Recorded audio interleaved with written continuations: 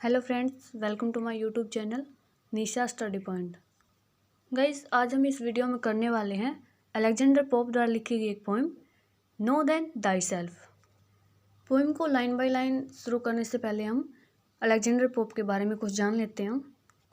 Alexander pope को one of the greatest English poets में से एक माना जाता है। ये इटली 18th सेंचुरी के पोइट थे और इनका जन्म 21 मई 1688 में लंदन में यूनाइटेड किंगडम में हुआ था और 13 मई 1744 में यूनाइटेड किंगडम में इनकी डेथ हुई थी। नो देन दाई सेल्फ ये अलेक्जेंडर पोप की बहुत ही फेमस पोइम है और इसी की तरह the rape of lock and essay on man ये भी बहुत ही इंटरेस्टिंग और फेमस पोइम है।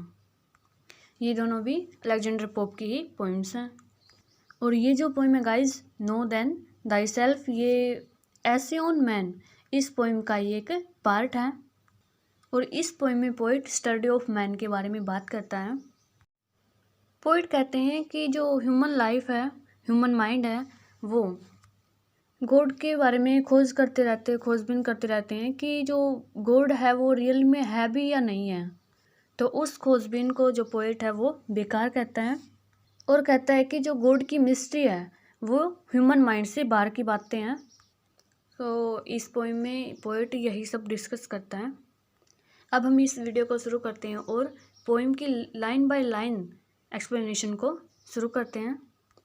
इस पोइम में 3 स्टैंजाज हैं और हर एक स्टैंजा में 6 लाइन्स हैं।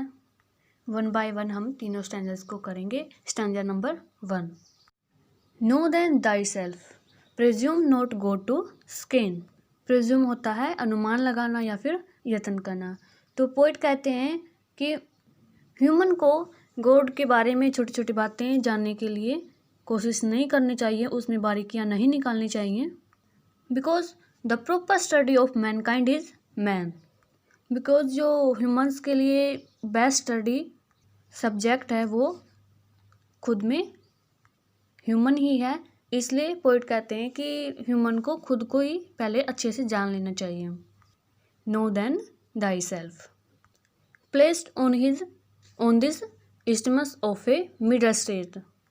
इस्टमस होता है जो अर्थ के 2 बड़े बड़े टुकड़े होते हैं उनको मिलाने वाला एक छोटा सा बारीक सा टुकड़ा, वो होता है इस्टमस। तो जो ह्यूमन लाइफ है, ह्यूमंस हैं, वो placed in A middle position में है। ए बीइंग डार्कली वाइज, जो ह्यूमन मैंस हैं वो वाइज तो हैं, बुद्धिमान तो हैं, लेकिन डार्कली वाइज वो अंधेरे में बुद्धिमान है और आज भी वो अंधेरे में रहता है। एंड रूडली ग्रेट, वो ग्रेट तो है, महान तो है, लेकिन रूडली भी साथ में ही है, असभ्य भी है। रूडली होता है असभ्य। With too much knowledge for the sceptic side, human mind में टू मच नॉलेज है लेकिन फिर भी वो संदेहों से घिरा हुआ रहता है। विद टू मच वीकनेसेस, उसमें वीकनेसेस भी बहुत हैं। फॉर द स्टोइक प्राइड, लेकिन फिर भी वो एक संयमी होने का गर्व करता है। Stanza number 2, he hangs between in doubt to act और रेस्ट, और वो बीच में ही लटकता रहता है इस उलझन में, इस डाउट में कि टू एक्ट और रेस्ट, कि वो कर्म योगी बने या फिर सुख भोगी बने, कि वो काम ही करता रहे या फिर कोई अच्छा सुख भोग ले। In doubt to deem himself, और वो इस डाउट में भी रहता है ए गॉड और बेस्ट, कि वो डिम होता है समझना, कि वो अपने आप को एक देवता समझे, एक गॉड समझे या फिर एक पशु समझे। बेस्ट होता है पशु। इन डाउट हिज माइंड और बॉडी टू प्रेफर होता है पसंद करना, और वो इस डाउट में रहता है कि वो अपने माइंड को लाइक करे या फिर अपनी बॉडी को लाइक करे। बोर्न बट टू डाई, जो ह्यूमन होता है वो जन्म इसीलिए लेता है क्योंकि उसको बाद में मरना ही पड़ता है और वो मरने के लिए जन्म लेता है।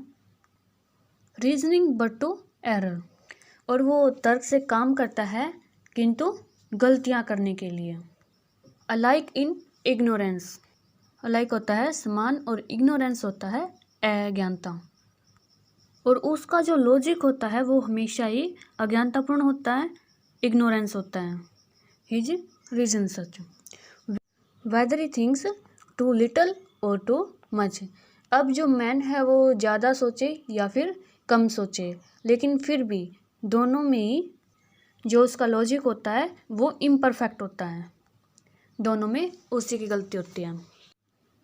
Stanza number 3, chaos of thoughts and patience all confused. chaos होता है उलझन होना, अव्यवस्था होना, पैशन होता है भावनाएं। जो ह्यूमन है वो पैशन और थॉट्स में उलझा हुआ रहता है। स्टिल बाय हिमसेल्फ, अब्यूज और डिसअब्यूज्ड।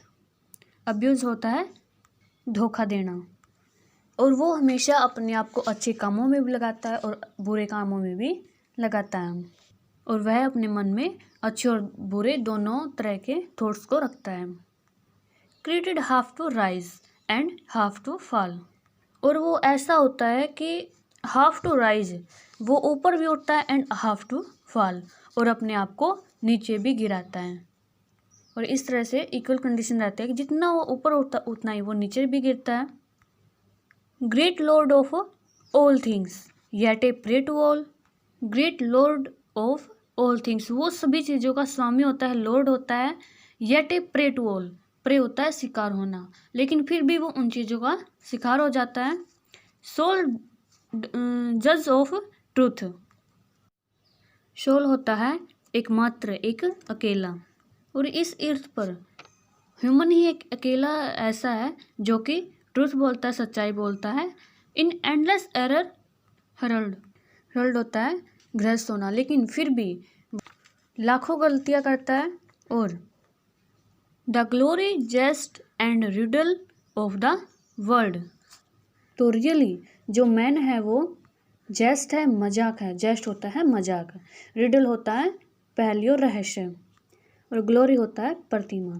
तो इस तरह से जो मैन है वो वर्ल्ड की प्रतिमा, मजाक और पहेली है। तो it is very difficult to understand him. तो इस तरह से हमारी ये जो पोइम है वो कंप्लीट हो चुकी है। आई होप कि आपको ये वीडियो अच्छी लगी हो। तो चैनल को लाइक, शेयर और सब्सक्राइब कर दीजिएगा, ताकि हमारे चैनल पर आने वाली न्यू अपडेट्स का आपको जल्दी से पता लग जाए। Thanks for watching my video.